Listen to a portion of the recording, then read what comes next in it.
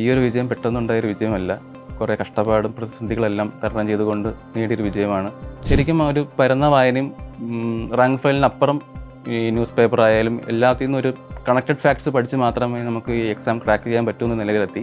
ബാക്കി 70 മാർക്കിന് പിന്നാലെ പോകാതെ തന്നെ ആദ്യമേ നമ്മൾ ഇതിലൊരു കുറച്ച് ടൈം ഇൻവെസ്റ്റ് ചെയ്ത് മാക്സിമം റിട്ടേൺസ് കിട്ടുമെന്ന ഒരു മേഖലയാണ് ഈ 3 സബ്ജക്ട്സും. ഹൈക്കോർട്ട് അസിസ്റ്റൻ്റായിട്ട് ജോലി ചെയ്തുകൊണ്ട് കാരണം എനിക്ക് കൃത്യമായിട്ടൊരു ഷെഡ്യൂൾ ഫോളോ ചെയ്യാൻ പറ്റിയിരുന്നുണ്ടായിരുന്നില്ല. അതുകൊണ്ടാണ് എൻട്രിയുടെ ഗോൾഡ് ബാച്ചിൽ ജോയിൻ ചെയ്തത്. അത് കൃത്യമായൊരു ഷെഡ്യൂൾ ഉണ്ടായിരുന്നു, ഏതൊക്കെ ദിവസം എന്തൊക്കെ പഠിക്കണം, കൃത്യമായ ഒരു ഫോളോ അപ്പ് ടീച്ചേഴ്സിൽ നിന്നുണ്ടായിരുന്നു. അതുപോലെ തന്നെ weekly exam revision mock test ഒക്കെ കറക്റ്റായിട്ട് ഫോളോ ചെയ്യാൻ വേണ്ടിയാണ് എൻട്രി പോലൊരു ആപ്പിൽ ഞാൻ ഡിപ്പെൻഡ് ചെയ്തത്. അതെന്തായാലും അവസാനം ഫലം കണ്ടു, സന്തോഷമുണ്ട്.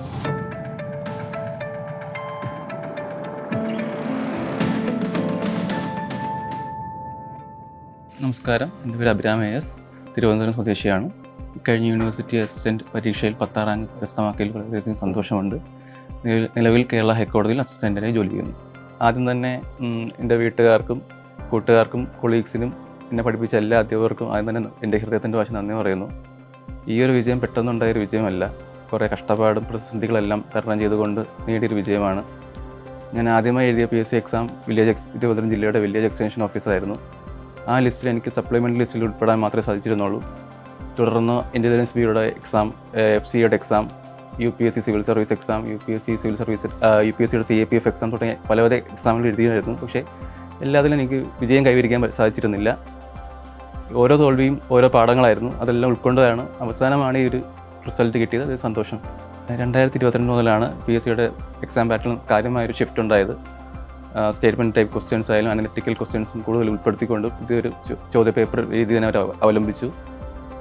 ശരിക്കും ആ ഒരു പരന്ന വായനയും റാങ്ക് ഫയലിനപ്പുറം ഈ ന്യൂസ് പേപ്പർ ആയാലും എല്ലാത്തിൽ നിന്നും ഒരു കണക്റ്റഡ് ഫാക്ട്സ് പഠിച്ച് മാത്രമേ നമുക്ക് ഈ എക്സാം ക്രാക്ക് ചെയ്യാൻ പറ്റുമെന്ന നിലയിലെത്തി. അതുകൊണ്ട് തന്നെ എല്ലാവർക്കും ഒരു ലെവൽ പ്ലേയിങ് ഫീൽഡായി. മുമ്പ് 10 വർഷം പഠിച്ചവർക്കും ഒരേ അവസരം, ഇപ്പോൾ പുതിയതായിട്ട് വന്നവർക്ക് ഒരേ അവസരം. അതുകൊണ്ട് ഒരുപാട് ഉദ്യോഗാർത്ഥികൾക്ക് PSCയിലോട്ട് കടന്നു വരാൻ സാധിച്ചിട്ടുണ്ട്. അപ്പോൾ എൻ്റെ പഠന രീതി പറയുകയാണെങ്കിൽ ഒരു ദിവസം ഒരു 7 മുതൽ 8 മണിക്കൂർ വരെ പഠിക്കുമായിരുന്നു. ബേസിക്സ് ആയിരുന്നു ആദ്യമേ പഠിച്ചത്. അതുകൊണ്ട് പിന്നെ നമ്മുടെ അടിസ്ഥാനം സ്ട്രോങ് ആക്കാൻ വേണ്ടിയായിരുന്നു ആദ്യമേ ബേസിക്സ് എല്ലാം കവർ ചെയ്തായിരുന്നു. അതുകൊണ്ട് തന്നെ മൾട്ടിപ്പിൾ റിവിഷൻ കൊണ്ട് തന്നെ നമുക്ക് പെട്ടെന്ന് ഒരു ക്വിക്ക് റീക്യാപ്പ് കിട്ടുമായിരുന്നു പഠിച്ച കാര്യങ്ങൾ കൊണ്ട്. അപ്പോൾ പൊളിറ്റിക്ക് കൂടുതലും ഡിപ്പെൻഡ് ചെയ്ത ലക്ഷ്മികാന്തിൻ്റെ ബുക്കായിരുന്നു. പിന്നെ ഹിസ്റ്ററി, ജോഗ്രഫി, എക്കണോമിക്സ് കൂടുതലും NCERT ആയിരുന്നു ഡിപ്പെൻഡ് ചെയ്തിരുന്നത്. കറണ്ട് അഫയേഴ്സിന് വേണ്ടി മെയിൻലി ഞാൻ കൂടുതൽ ന്യൂസ് പേപ്പറും അതുപോലെ ഓൺലൈൻ മീഡിയാസാണ് കൂടുതൽ ഉപയോഗിച്ചിരുന്നത്. ഒരു ദിവസേനയുള്ള കറണ്ട് അഫയേഴ്സ് ബുക്കിൽ ഇടുമായിരുന്നു. അത് മൾട്ടിപ്പിൾ തവണ റിവിഷൻ ചെയ്തതായിരുന്നു. ഇങ്ങനൊരു പഠനമാണ് ഞാൻ ആദ്യമായി യൂണിവേഴ്സിറ്റി ഹൈക്കോടതി അസിസ്റ്റൻ്റ് എക്സാം ക്ലിയർ ചെയ്യാൻ ഹെൽപ്പ് ചെയ്തത്. അത് 50 മാർക്ക് ഇംഗ്ലീഷ് ആയിരുന്നു, 30 മാർക്ക് GK, 20 മാർക്ക് റീസണിങ് ആയിരുന്നു. അപ്പം ഇങ്ങനൊരു ഡിസ്ക്രിപ്റ്റീവ് എക്സാം കൂടെ ഉണ്ടായിരുന്നു. അപ്പോൾ ഇങ്ങനെയുള്ള ഒരു വരുന്ന വായന എക്സാം ക്രാക്ക് ചെയ്യാൻ വളരെയധികം ഹെൽപ്പ് ചെയ്തായിരുന്നു. ഹൈക്കോടതി അസിസ്റ്റൻ്റ് ആയിരിക്കെ എന്നെ യൂണിവേഴ്സിറ്റി അസിസ്റ്റൻ്റ് എക്സാം ക്രാക്ക് ചെയ്യാൻ സഹായിച്ച കുറച്ച് ഘടകങ്ങളാണ് ഞാൻ ഇവിടെ പങ്കുവയ്ക്കാൻ പോകുന്നത്. ആദ്യം തന്നെ നല്ലൊരു ബേസിക്സ് നമുക്ക് സ്വന്തമായിരിക്കണം. നല്ലൊരു ഫൗണ്ടേഷൻ, നല്ല അടിസ്ഥാനം, നല്ലൊരു ക്ലാരിറ്റി ഓഫ് തോട്ട്സ് ഉണ്ടായിരിക്കണം. എക്സാം എന്താണ്, എക്സാം പാറ്റേൺ എന്താണ്, എക്സാം സിലബസ് എന്താണ്, ഇത് വളരെയധികം നമ്മുടെ എക്സാം ക്രാക്ക് ചെയ്യാൻ ഹെൽപ്പ് ചെയ്യും. കാരണം ഞാൻ ജോലി ചെയ്തുകൊണ്ടിരിക്കുകയാണ്.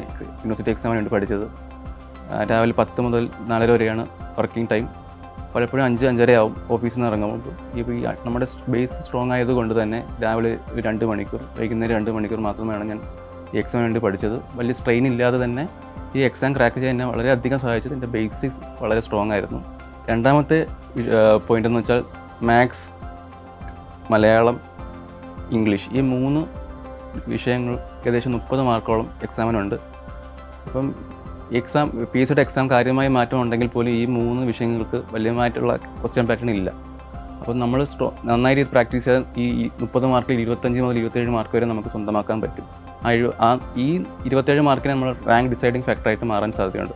ബാക്കി 70 മാർക്കിന് പിന്നാലെ പോകാതെ തന്നെ ആദ്യമേ നമ്മൾ ഇതിലൊരു കുറച്ച് ടൈം ഇൻവെസ്റ്റ് ചെയ്ത് മാക്സിമം റിട്ടേൺസ് കിട്ടുമെന്ന ഒരു മേഖലയാണ് ഈ 3 സബ്ജക്ട്സും. അടുത്തതായി സ്പെഷ്യൽ ടോപ്പിക്സ്.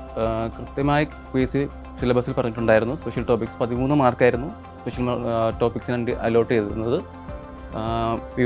വിവിധതരം കമ്മീഷനുകൾ, Mudaliar commission, Radhakrishnan commission, Kothari commission, അതുപോലെ തന്നെ വിദ്യാഭ്യാസ പോളിസി 1986, ന്യൂ എഡ്യൂക്കേഷൻ പോളിസി 2020, ഒരു സൂപ്പർഫിഷ്യൽ വായനയ്ക്ക് അപ്പുറം എന്താണ് ഓരോ കമ്മീഷൻ്റെയും ലൈക്ക് ഒബ്ജക്റ്റീവ് എന്താണ്, അതിൻ്റെ യൂസ് എന്തായിരുന്നു, അതിൻ്റെ ഇംപ്ലിമെൻറ്റ് ചെയ്തപ്പോൾ എന്തായിരുന്നു ബലം, ഇതൊക്കെ നന്നായിട്ട് പഠിച്ചാൽ മാത്രമേ ഈ ക്വസ്റ്റ്യൻസ് ക്രാക്ക് ചെയ്യാൻ പറ്റുന്നുണ്ടായിരുന്നുള്ളൂ.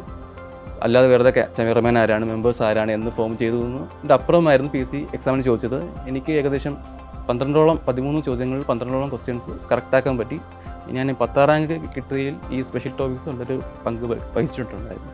4ാമത്തെ കാര്യം എന്ന് വെച്ചാൽ നമ്മൾ എല്ലാ ക്വസ്റ്റ്യനും അറ്റംപ്റ്റ് ചെയ്യുക അല്ല നമ്മുടെ ലക്ഷ്യം. 100 ചോദ്യങ്ങളുണ്ട്, 100 മാർക്ക് മേടിക്കുകയല്ല നമ്മുടെ ലക്ഷ്യം. ചില ക്വസ്റ്റ്യൻസ് ടഫായിരിക്കും, ചില ക്വസ്റ്റ്യൻസ് ട്രിക്കി ആയിരിക്കും. അപ്പം PSC മാക്സിമം ട്രിക്കി ക്വസ്റ്റ്യൻ തന്ന് നമ്മുടെ നെഗറ്റീവ് വരുത്താൻ വേണ്ടി മാക്സിമം ശ്രമിക്കുക. അപ്പം നമുക്ക് ഒരു ക്വസ്റ്റ്യൻ അറിയില്ലെങ്കിൽ അറിയില്ല, അത് നമ്മുടെ ഈഗോ സാറ്റിസ്ഫൈ ചെയ്യണം. ഇപ്പം ഉദാഹരണത്തിന് ലതാ മങ്കേഷ്കർ എന്നാണ് മരിച്ചതെന്നൊരു ക്വസ്റ്റ്യൻ ഉണ്ടായിരുന്നു പരീക്ഷയ്ക്ക്.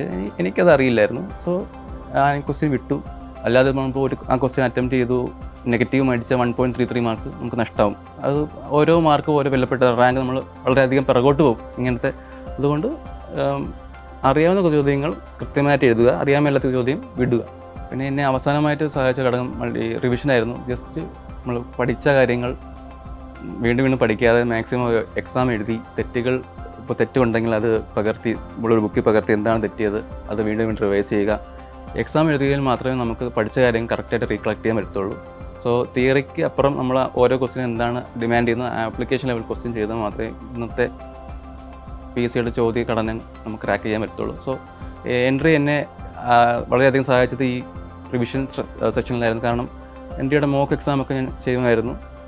ഏകദേശം 20ഓളം മോക്ക് ടെസ്റ്റ് ഉണ്ടായിരുന്നു, ഫുൾ ടെസ്റ്റ് ഉണ്ടായിരുന്നു. അപ്പോൾ അത് ചെയ്തപ്പോൾ തന്നെ നമുക്കൊരു എക്സാം എൻവയറമെൻറ്റ് കിട്ടുമായിരുന്നു. ആ എൻവയറമെൻറ്റിൽ ഇരുന്ന് ചെയ്യുമ്പോൾ നമുക്ക് ലൈക്ക് ഒരു എക്സാം ഹാളിൽ ഇരുന്ന് എഴുതുന്നൊരു ഫീൽ ഉണ്ടായിരുന്നു. അതെന്നെ വളരെയധികം സഹായിച്ചിട്ടുണ്ട്. ഇനി എക്സാം എഴുതുന്ന സ്റ്റുഡൻസിനാണ് എൻ്റെ ഈ അഡ്വൈസാണ്. PSC ഒരിക്കലും ഒരു ബാലികേറ മലയല്ല. വ്യക്തമായ സ്റ്റഡി പ്ലാനും ഒരു ഫോക്കസും ഉണ്ടെങ്കിൽ ആർക്കും PSC ക്രാക്ക് ചെയ്യാവുന്നതാണ്. സോ നമ്മൾ സമയം മാക്സിമം ഇൻവെസ്റ്റ് ചെയ്യണം. പെട്ടെന്ന് ക്വിക്ക് റിസൾട്ട്സ് ഉണ്ടാവണം നിർബന്ധമില്ല. ഗ്രാജുവൽ പ്രോസസ്സാണ്, സമയമെടുക്കും, ക്ഷമ വേണം. ചെറിയ ലക്ഷ്യങ്ങൾ തെറ്റി വീണാലും വലിയ ലക്ഷ്യങ്ങൾ നിങ്ങൾ കാത്തിരിപ്പുണ്ടാവും. ഞാൻ തന്നെ ആദ്യം BU എക്സാമിൽ 10ാം ലെവൽ എക്സാം ആയിരുന്നു. എനിക്ക് സപ്ലി ലിസ്റ്റിൽ മാത്രമേ ഉൾപ്പെടാൻ പറ്റിയിരുന്നുള്ളൂ. പക്ഷേ ഓരോ തോൽവിയും ഓരോ പാഠമായിരുന്നു. നമ്മളത് എന്താണ് ഓരോ എക്സാമിൻ്റെയും ഡിമാൻഡ് എന്താണോ അതനുസരിച്ച് പഠിക്കുക, മുന്നോട്ട് പോവുക. എന്തായാലും തീർച്ചയായും എല്ലാവർക്കും നല്ലൊരു ജോലി ലഭിക്കും. പുതിയതായിട്ട് മത്സര പരീക്ഷകളിൽ കടന്നു വരുന്ന എല്ലാ കൂട്ടുകാർക്കും എൻ്റെ എല്ലാവിധ ആശംസകളും.